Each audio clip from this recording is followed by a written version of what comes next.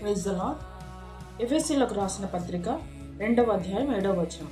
క్రీస్తు యేసునందు మనలను ఆయనతో కూడా లేపి పరలోకమందు ఆయనతో కూడా కూర్చుండబెట్టాను. ఆల్రెడీ అక్కడ జరిగింది కదా, కూర్చుండబెట్టాను అంటున్నాడు.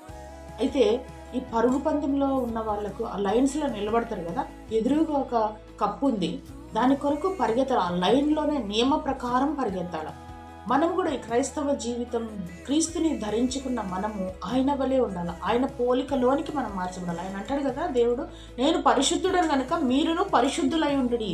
అంటే మనకు అక్కడ పరలోకంలో సిద్ధంగా ఉంది ఒక సింహాసనము, జీవ కిరీటము, అనేక బహుమానాలు మన కొరకు సిద్ధంగా ఉన్నాయి. ఈ లోక సంబంధమైన రన్నింగ్ రేస్లో నిలబడుకున్న వాళ్ళు ఆ కప్పు కొరకు ఏ విధంగా పరిగెడతారో, మొదటగా పరిగెత్తాలని ఏ విధంగా వాళ్ళు పరిగెత్తుతారో, మనం కూడా ఈ ఆత్మీయ జీవితంలో మనం పరలోకంలో మన కొరకు అన్ని సిద్ధపరిచి ఉన్నాడు.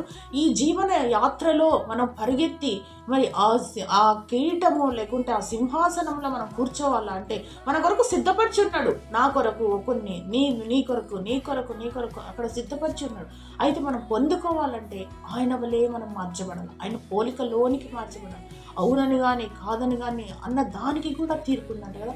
అంటే మనం ఎంత జాగ్రత్తగా ఆ మహిమగల ఆ సింహాసనం లేకుండా ఆయనతో పాటు కూర్చోవాలంటే ఆయన పోలికలోనికి మనం మార్చబడాలి.